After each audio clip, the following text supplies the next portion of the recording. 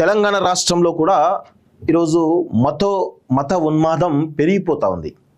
So ఇందులో ముఖ్యంగా చెప్పాలి అంటే నిన్న ఒక మీడియా డిబేట్లో జరిగినటువంటి ఒక అంశంలో రమణమూర్తి గారు, జై భారత్ ఫౌండేషన్ సంబంధించినటువంటి రమణమూర్తి గారు, అదేవిధంగా గో సంరక్షణ సమితి సంబంధించినటువంటి ఆర్గనైజేషన్ కూడా వారు నిర్వహిస్తూ ఉంటారు. హిందూ ధార్మిక అనేకమైనటువంటి కార్యక్రమాలు చేస్తూ ఉంటాడు. తన దగ్గరికి చిరంజీవి స్వామితో పాటు ఈ దేశంలో ఉన్నటువంటి అనేక మంది సాధువులు, సన్యాసులు, మత గురువులు, పీఠాధిపతులు అనేక మంది తను పెట్టేటువంటి హిందూ ధార్మిక కార్యక్రమాలకు వచ్చి పోతూ ఉంటారు.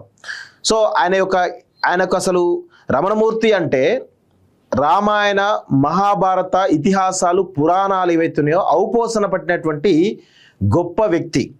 తన యొక్క ఆశ్రమానికి వెళ్తే హిందూ ధర్మానికి సంబంధించినటువంటి ఒక 10,000 పుస్తకాలు, హిందూ ధర్మానికి సంబంధించినటువంటి ఒక 10,000 పుస్తకాలు అక్కడ తన దగ్గర ఉంటాయి. ఆ పుస్తకాలన్నింటినీ కూడా ఔపోసన పట్టి హిందూ ధర్మం మీద, సనాతన ధర్మం మీద పూర్తి పట్టు సాధించినటువంటి ఒక గొప్ప సంఘ సంస్కర్త రమణమూర్తి గారు. అదేవిధంగా తన ఆశ్రమంలో చాలామంది వివిధ ప్రదేశాల నుంచి, వివిధ రాష్ట్రాల నుంచి హైదరాబాద్కి వస్తున్నటువంటి వాళ్ళు ఎవరైతే ఉంటారో వాళ్ళకి ఆశ్రయం కల్పించడానికి దాదాపు కొన్ని రూములు ఉంటాయి. దాదాపు ఒక 50 రూములు ఉంటాయి. ఆ 50 రూములకు కూడా జనరల్గా ఒక్కొక్క రూమ్ ఒక్కొక్క పేరు ఉంటుంది. ఆ పేర్లు ఎట్లుండే తెలుసా? ఒక మహాత్మా గాంధీ పేరు, లేకపోతే సుభాష్ చంద్ర బోస్ పేరు, లేకపోతే ఎవరైతే ప్రాచుర్యం పొందినటువంటి స్వాతంత్ర సమరయోధులున్నారో వాళ్ళ పేర్లు ఉంటాయని మనం అనుకుంటాం. కానీ చరిత్రలో మరుగున పడ్డటువంటి పేర్లు, ఈ దేశం కోసం ప్రాణత్యాగం చేసినటువంటి మహానుభావులకు సంబంధించినటువంటి పేర్లుంటాయి. ఎవరికీ తెలియనటువంటి చరిత్రకారులు ఎవరైతే ఉన్నారో, ఈ దేశం కోసం తమ జీవితాలను త్యాగం చేసినటువంటి ఒక మహాయోధుల గురించి వాళ్ళ పేర్లు ఉంటాయి ఆ యొక్క రూమ్లకి. సో అట్లా ఆయన అనేక రకాలైనటువంటి ధార్మిక సంబంధించినటువంటి సేవా కార్యక్రమాలు కావచ్చు, రకరకాల సేవా కార్యక్రమాలు కావచ్చు. ఎవరైతే కొంత అంటే ఆయన నైజం ఏంటంటే, ఎవరైనా సరే ఒకరు తప్పు చేసిననుకోండి, వాళ్ళ కుటుంబం ఏం చేసిందని చెప్పి ఆ కుటుంబాన్ని ఆదుకునేటువంటి వ్యక్తి. ఆ కుటుంబం, ఆ భార్య పిల్లలు తప్పు చేయలేదు కదా, తప్పు చేసింది అతను కదా, అతను జైల్లో ఉంటే కనుక వాళ్ళని తీసుకొచ్చేసి తన ఆశ్రమంలో పెట్టి ఆశ్రయం కల్పించి వాళ్ళకు ఉపాధి కల్పించేటువంటి ప్రయత్నం కూడా చాలా పెద్ద ఎత్తున చేసిండు. సో ఆయన గురించి చెప్పాలి అంటే అసలు పుంకాలుగా అసలు చెప్తే రామాయణం, వింటే మహాభారతం అన్నట్టుగా ఆయన గురించి ఉంటుంది. అంతటి గొప్ప వ్యక్తి రమణమూర్తి గారు. అలాంటి రమణమూర్తి గారు నిన్న ఒక టీవీ ఛానల్ డిబేట్లో భాగంగా జరిగినటువంటి చర్చా కార్యక్రమంలో వారు ఒక అంశం లేవనెత్తిరు. ఏంటిది అంటే, శ్రీకృష్ణుడి తలకాయ ఏదైతుందో, శ్రీకృష్ణుడి తలకాయ తీసేసి అందులో మోడీ గారి తలకాయ పెట్టారని చెప్పేసి చెప్తున్నటువంటి క్రమంలో ఆ సదరు ఉన్మాది ఎవరైతే ఉన్నారో, హిందూ ఉన్మాది అని అనొచ్చు. ఈ మధ్యలో హిందూ ఉన్మాదం పెరిగిపోయింది. ఆ ఉన్మాది ఎవరైతే ఉన్నారో వారు కనీసం ఆయన చిన్న అబ్బాయి, దాదాపు 25 సంవత్సరాలు 30 సంవత్సరాల మధ్యలో ఉంటాడు. ఆ ఉన్మాది ఎవరైతే ఉన్నారో రమణమూర్తి గారు, ఒక స్టార్ వాల్ అయినటువంటి రమణమూర్తి గారి పైన చెప్పుతోటి కొట్టినటువంటి సందర్భం మనం చూసినాం నిన్నంతా కూడా. సో దానికి సంబంధించిన వీడియోలు కూడా పెట్టడం జరిగింది మన ఛానల్లో కూడా. సో అలాంటి అంటే ఆయన అన్నది తప్పేమున్నది? కృష్ణుడి తలకాయ అంటే భూతపదం కాదు కదా, తలకాయ అంటే ఏదో కించపరచడం కాదు కదా. ఈరోజు తలకాయ అది తెలంగాణలో కామన్గా వాడేటువంటి వర్డ్ తలకాయ తీసేసి, కృష్ణుడి తలకాయ తీసేసి మోడీ గారి తలకాయ పెట్టిరు అని అనగానే ఇమ్మీడియట్గా ఆ సదరు వ్యక్తి తన మీద, ఆ రమణమూర్తి గారి మీద చెప్పుతోటి దాడి చేసినటువంటి విషయం చూస్తున్నాం.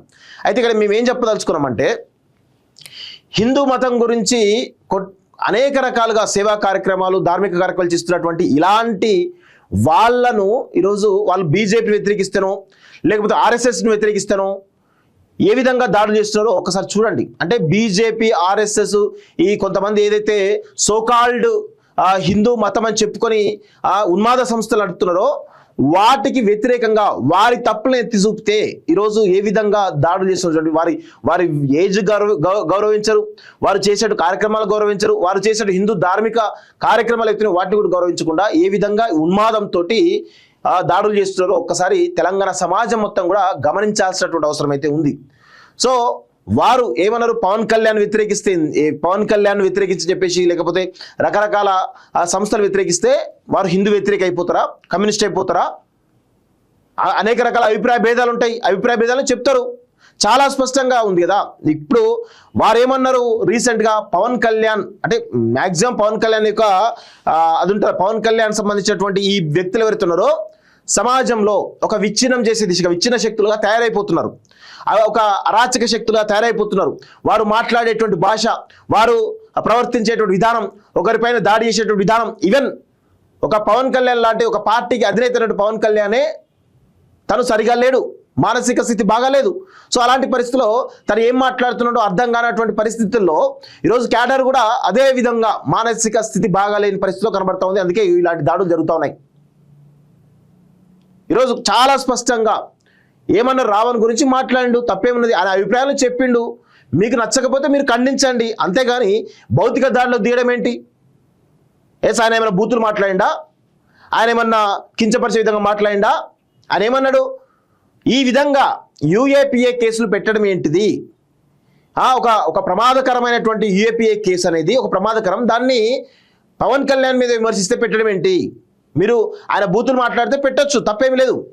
కానీ ఇదేనా మీరు అన్నటువంటి సనాతని అనేది ఒక ఏదో వర్డ్ యూజ్ చేసిండు, ఆ సనాతన అది ఇదేనా అని పవన్ కళ్యాణ్ క్వశ్చన్ చేసిండు. ఆ క్వశ్చన్ చేసినందుకు ఈరోజు ఇలాంటి దాడులు ఆయన పైన జరుగుతూ ఉన్నాయి. చాలా స్పష్టంగా ఈరోజు ఈ మత ఉన్మాద దాడులు అనేవి తెలంగాణకు కొత్తగా వస్తూ ఉన్నది.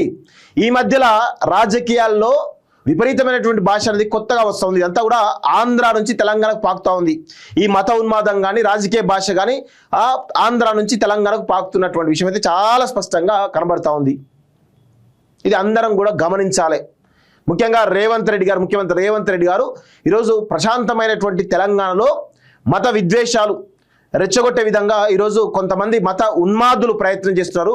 దానిని కట్టడి చేయాల్సినటువంటి బాధ్యత ఈరోజు మీ పైన ఉంది. ఎవరైతే రమణమూర్తి గారి పైన దాడులు చేసిరో వారిపైన కఠినమైనటువంటి చట్టపరమైనటువంటి చర్యలు తీసుకోవాలని చెప్పేసి కూడా ఈరోజు తెలంగాణ సమాజం పక్షాన మేమందరం కూడా ముఖ్యమంత్రి రేవంత్ రెడ్డి గారిని కోరుతా ఉన్నాం. ఖచ్చితంగా ఆ దిశగా చర్యలు తీసుకోవాల్సిందిగా కోరుతా ఉన్నాం. ఇది ఇప్పటిదాకా జరిగినటువంటి విషయం. చాలామంది కూడా రమణమూర్తి గారిని ఆయన మాటలు నచ్చకపోతే విభేదించవచ్చు, తప్పేమీ లేదు. ఆయన కూడా విమర్శించవచ్చు, తప్పేమీ లేదు.